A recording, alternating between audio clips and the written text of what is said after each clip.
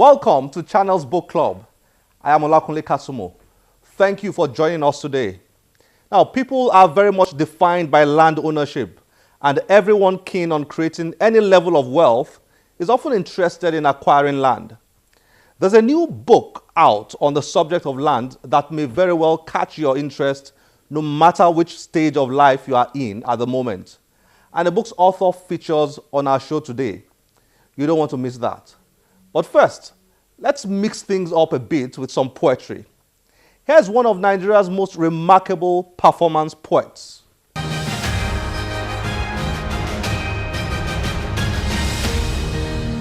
Efe Paul Azino is the director of the Lagos International Poetry Festival and director of poetry at the annual Lagos Book and Art Festival. He is also the producer of Finding Home, Nigeria's first spoken word poetry theater production. Hope is a Nigerian, I know, because A few minutes with Efe gets you wondering about what got him into poetry in the first place. what got me into poetry? I think largely allowing other voices in my head. I've always read. I grew up in a house full of books.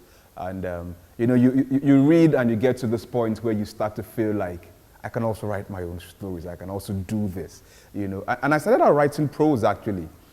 Prose fiction, short stories. But I realized that each short story I tried to write wanted to become a poem. And each poem I tried to write wanted to be performed. So it just sort of happened, that way. I still read more prose than poetry. The novel is still my most cherished form. Poetry is not as popular as prose in Nigeria. But is there really a bias against it? I wouldn't call it a bias against poetry, as it were. And it's not just in Nigeria. I mean, it's all over the world. Poetry is not a particularly easy form to access, for most readers. And you realize that in most cases, most poets write in codes, and most people don't have the patience or the cultural competence, as it were, to be able to decipher, and break these codes. So people generally shy away from poetry because it's difficult. So if I'm not reading poetry to pass an exam, I probably wouldn't read poetry, as something, to enjoy for leisure, or to extract wisdom, whatever it is, people read for. So it's not a Nigerian problem, and I don't think people have a bias against poetry. It's just that they don't find it readily accessible, which is why I think the performance element of it is very important. This book, titled For Broken Men Who Cross Often, published by Farafina Books, is Efe Paul Azino's first published collection of poems. For Broken Men Who Cross Often is my first collection of poetry. It's a mixed media production. It comes with an audio CD and then the book. We wanted to do that because we felt, people say the audience for poetry is declining. People don't read poetry anymore. But the audience of poetry isn't declining, as it were. It's moving to a different medium. That's why you have this recent growth of performance poetry, otherwise called spoken word poetry. You have young people in different places across the world, who gather at bars to listen to poets read, on diverse subjects. So that's becoming very popular. So what I wanted to do was to see, get something that appeals to people who still read poetry and appreciate poetry, in text, and people who would rather listen to poetry, maybe driving in their cars or whatever.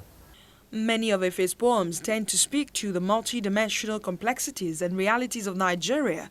One of them, Hope is a Nigerian, is in Efe's new book. So I read a poem from the collection For Broken Men Who Cross Often. It's divided into 4 segments. You have interrupted narratives, failed experiments in form, love, and life, too long for Twitter, and art in the shadows of process. In the shadows of protest. This is taken from the last section. It's called Hope is a Nigerian. Hope is a Nigerian, I know, because I've met her. Last week she looked at me through the eyes of a widow whose husband died on the pension line, her only son a stowaway in a North African cell, Europe in his mind, yet she forges on. This isn't just a rhyme. I tell you, hope is a Nigerian. They say federal lawmakers take home over 20 million naira a quarter. Still the minimum wage of million other Nigerians can't feed, clothe, and educate their sons and daughters. But the question is, why isn't there blood on the streets? Hope is a Nigerian, so she endures the consequences of the greed of her politicians. She inures her pain in the often banal creativity of her musicians.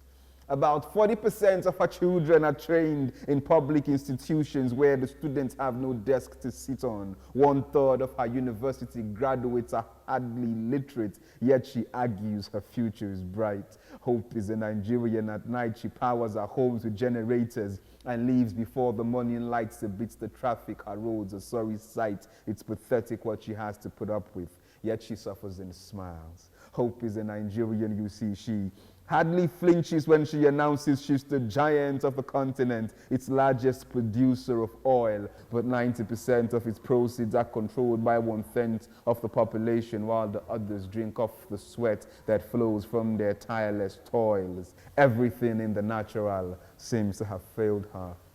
So she seeks the supernatural for help. She prays for security and she prays for health. She prays for wealth and she prays for bread. She prays for peace, begging God to keep her disparate tribes together, even if by the string of a thread. Hope is a Nigerian, so she prays. Hope is a Nigerian, so she stays the bloody revolution that beckons. Hope is a Nigerian, therefore I reckon in the not too far distance awaits her change. Because the good book says hope makes not ashamed. So let Nigeria hope and let Nigeria pray. Let Nigeria fight and let Nigeria say the substance of our hope someday shall be. Hope is a Nigerian, I know, because hope lives in me.